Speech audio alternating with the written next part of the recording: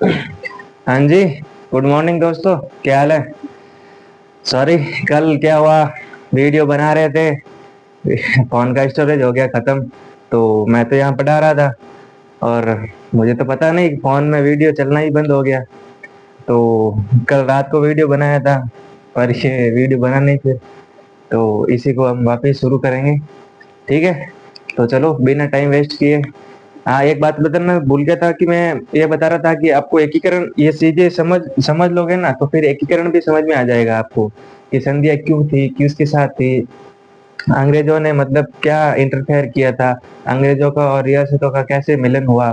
ठीक है, तो वो मैं चीज बता रहा हूँ कि जैसे अंग्रेज यहाँ आए, उन्होंने सारी रियासतों के साथ अपना एक प्रतिनिधि भेजा सब जगह के जाओ और राजाओं के साथ अपना मेल मिलाप करते हैं। तो उसके लिए सबसे मतलब वो क्या संधि क्या थी कि मतलब हम आपकी सुरक्षा करेंगे और राजा उनको धन देंगे अंग्रेजों को। तो इस हिसाब से सबने संधियां कर ली कि हाँ यार ये मतलब सैनिक को वो अपने कभी युद्ध किसी से हो जाएगा तो अपने से साथ अंग्रेज है तो साथ देंगे अंग्रेज। तो ऐसे करके सभी रियासतों ने अंग्रेजों के साथ संधि बना ली। और संधि बना ली तो फिर क्या हुआ कि बस यही था कि आप हमारी सुरक्षा करोगे और हमारे साथ रहोगे। फिर धीरे धीरे क्या हुआ कि अंग्रेजों ने उनकी रियासत के अंदर ही मतलब आंतरिक मामलों में हस्तक्षेप करना शुरू कर दिया, मतलब कि यार ये चीजें नहीं होनी चाहिए, वो नहीं होनी चाहिए। उस हिसाब से फिर धीरे धीरे उनका अंग्रेजों का अत्याचार बढ़ने लगा। रियासतों में वो इन आंतरिक मामलों में मतलब हस्तक्षेप करने लगे। तो धीरे धीरे धीरे धीरे मतलब वो अंग्रेज रियासतों पे भारी पड़ने लगे। तो फिर शुरू हुआ युद्ध होना, क्रांति शुरू हुई, फिर प्रजामंडल आंदोलन शुरू हुए, फिर किसान आंदोलन शुरू हुआ। इस हिसाब से मतलब ये क्रांति ऐसे बढ़ी थी आगे। ठीक है, तो वहां की शुरुआत थी क्रांति की, वहीं से शुरुआत हुई, फिर जाके मतलब ये क्रांति कैसे मतलब खत्म होती है तो हम इसमें जानेंगे। ठीक है, तो आप बने रहे वीडियो में। और मैं आपसे रिक्वेस्ट करता हूँ कि आप एक बार वीडियो जरूर देखा करो। ये नोट्स जो मैं आपको पढ़ा रहा हूँ ना, ये कोई मतलब फालतू के नोट्स नहीं है। ये मैं स्प्रिंग बोर्ड के नोट्स ही पढ़ा रहा हूँ, जो ऑथेंटिक नोट्स है, राजवीर सर के नोट्स है।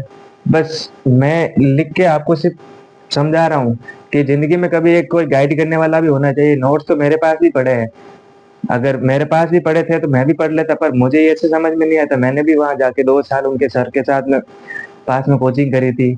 लाइक अगर नोट्स ही पढ़ने थे वो तो 4 हजार में मिलते हैं, ले आता और पढ़ लेता, रट्टा ही मारना होता था कर लेता। पर नहीं, चीजों को समझनी होती है। तो फिर 2 लाख फीस खर्च करके सर के पास में गए, वहाँ 2 साल पढ़ाई करी, नोट समझे, लिखे, हैंड रिटन वाले नोट लिख के आए हैं, सर से पढ़ के आए हैं 2 साल। फिर हमने भी उनसे नॉलेज लिया, तो हम वही नॉलेज वापस ग्रहण किया। तो थोड़ी बहुत चीजें आपको भी बता रहे हैं। ठीक है, तो वही नोट्स है, नोट्स जो आपके पास अवेलेबल है वही नोट्स मेरे पास भी है।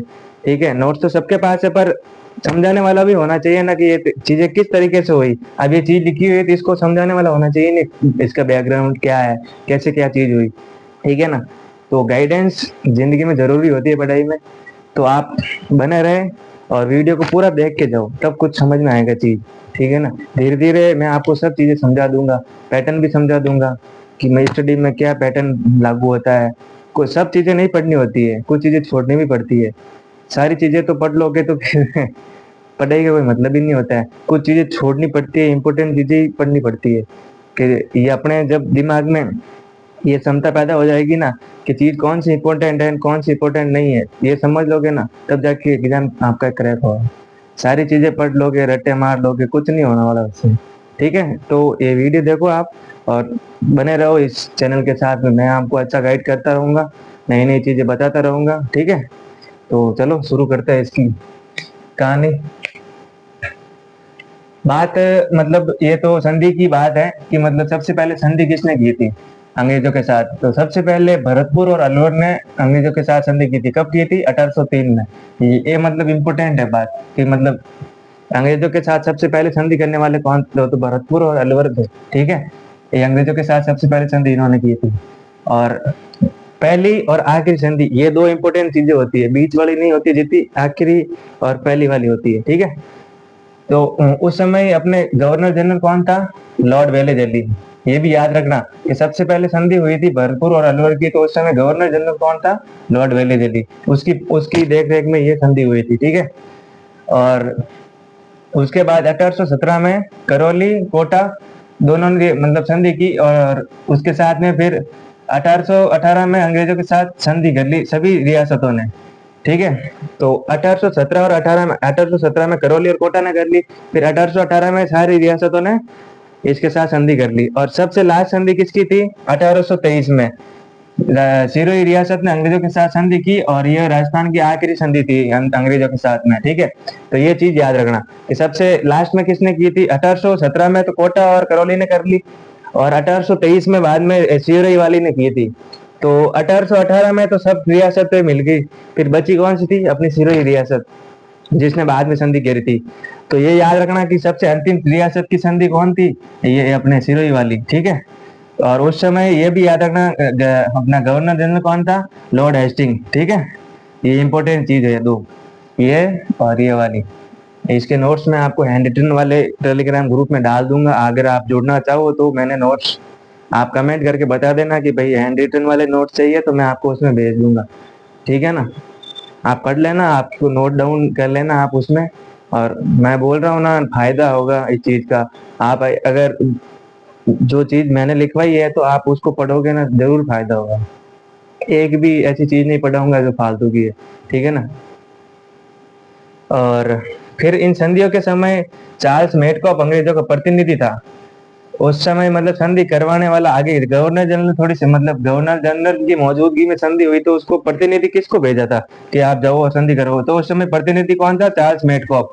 ठीक है, प्रतिनिधि बोले तो जैसे गवर्नर का प्रतिनिधि होता है एक साथ में, कि वो गया और उसकी देख रेख में ये संधि हुई। ठीक है, तो प्रतिनिधि चार्ल्स मेडकॉप था।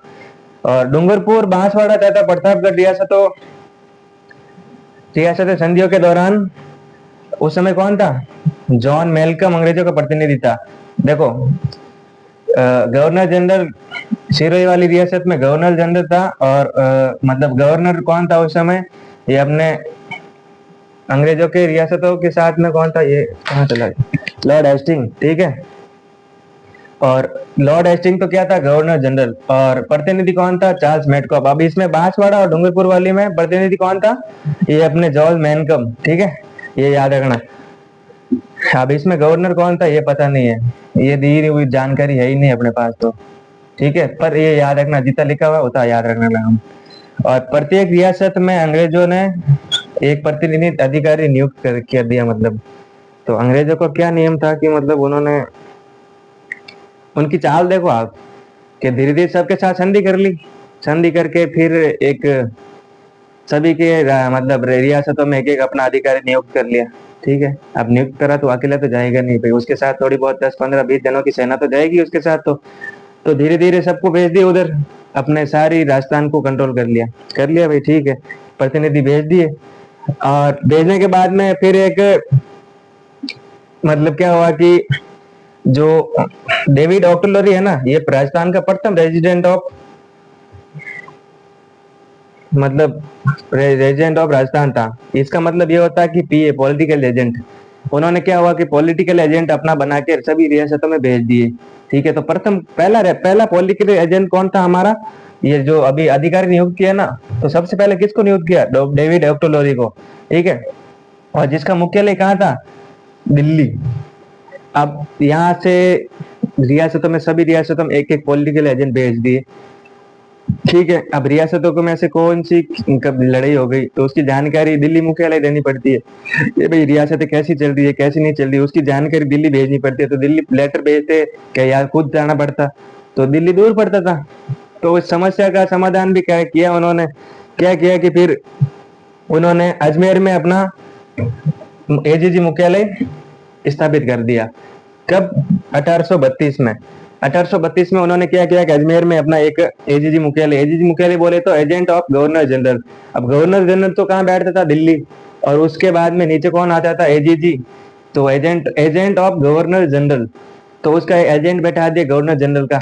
तो फिर गवर्नर जनरल को रिपोर्ट कौन करता था? पीए, पॉलिटिकल एजेंट, जो इस रियासत में एक आदमी अधिकारी नियुक्त किया हुआ, वो वाला उसको एजीजी को रिपोर्ट करता था सारी चीजें। तो सारी चीजें मतलब दिल्ली, अब दिल्ली से यहाँ आ गए तो अब उनको कहीं दूर जाने की जरूरत ही नहीं, अजमेर आते और उनको सभी चीजें बताते हैं कि भाई इस महीने ये हुआ, ये चीज हुई, ये युद्ध हुआ, ये हुआ, ये हुआ, कुछ भी जो भी जानकारी देते थे।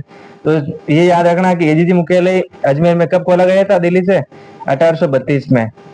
और एजीजी सबसे पहले किसको नियुक्त किया था? अब्राहम लोकेट को। अजमेर जब मुख्यालय खुला था ना, तो अब्राहम लोकेट को एजीजी सबसे पहले बना के वहां भेजा था।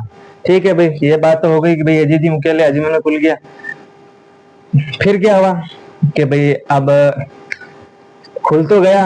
हमारे यहाँ क्या राजस्थान में आपको पता ही है गर्मी कितनी पड़ती है, टेम्परेचर हैवी होता है। तो अंग्रेजों को तो भाई अब वो गोरे लोग, उनको तो अब सहन शक्ति इतनी है गर्मी की, वो तो अब ठंडे माहौल में रहने वाला आदमी। तो यार उन्होंने बोला कि मतलब सोचा कि यार यहाँ तो मतलब बढ़िया इतनी पड़ रही है गर्मी, तो अब क्या करें। अब धीरे धीरे अब उनको कोई आइडिया सुझाव मिला कि यार यहाँ राजस्थान में सबसे ठंडी जगह कौन सी है? क्या बोला? आबू। तो चलो आबू मुख्यालय को आबू मतलब स्थापित कर दिया सीधा, अजमेर से सीधा वहां वहां चले गए। कब चले गए? 1845 में एजीजी मुख्यालय आबू में स्थापित कर दिया। अब आबू में स्थापित तो कर दिया, ठीक है, गर्मी के माहौल में वहां चले गए। अब धीरे धीरे वहां आ गई सर्दी। अब सर्दी आ गई तो क्या बोला, वापिस अजमेर चले, यार यहाँ तो बहुत सर्दी लग रही है। तो फिर वापिस अजमेर आए। तो फिर उन्होंने सोचा मतलब कि भाई यार ऐसा करते हैं कि मतलब 6 6 माह की व्यवस्था कर लेते हैं। एजीजी 6 महीने तो गर्मियों में तो रहेगा आबू, और सर्दियों में रहेगा अजमेर। तो 6 महीने एजीजी का मुख्यालय रहता था आबू, और 6 महीने रहता था राजस्थान के अजमेर में अपने, दोनों एक ही है। ठीक है, कब किया था ये? 1864 में ये लागू किया था, ये 6 महीने आबू 6 महीने अजमेर। ठीक है, ऐसे किया। और यहाँ तक तो अब ये बात हो गई कि मुख्यालय स्थापित कर दिया, पॉलिटिकल एजेंट, एक एक रियासत में पॉलिटिकल एजेंट बनाया, उसका मुख्यालय अजमेर में खोला। अजमेर ही एक ऐसी जगह थी कि जो अंग्रेजों के मतलब कंट्रोल में थी। बाकी राजस्थान की कोई भी रियासत अंग्रेजों के कंट्रोल में नहीं थी, सिर्फ एक ही थी अजमेर जो अंग्रेजों के अधीन थी पूरी। बाकी राजस्थान पूरा आजाद था हमारा। ठीक है, तो और फिर धीरे धीरे एजीजी बने। एजीजी मतलब एजेंट ऑफ गवर्नर जनरल। और धीरे धीरे अब उन्होंने राजस्थान पे ऐसे मतलब कंट्रोल तो अपना जमा ही लिया, एक एक रियासतों में अपना अधिकारी भेज तो दिया। अब वो धीरे धीरे क्या हुआ कि उन्होंने मतलब आंतरिक संधि क्या थी, खाली सुरक्षा करने की।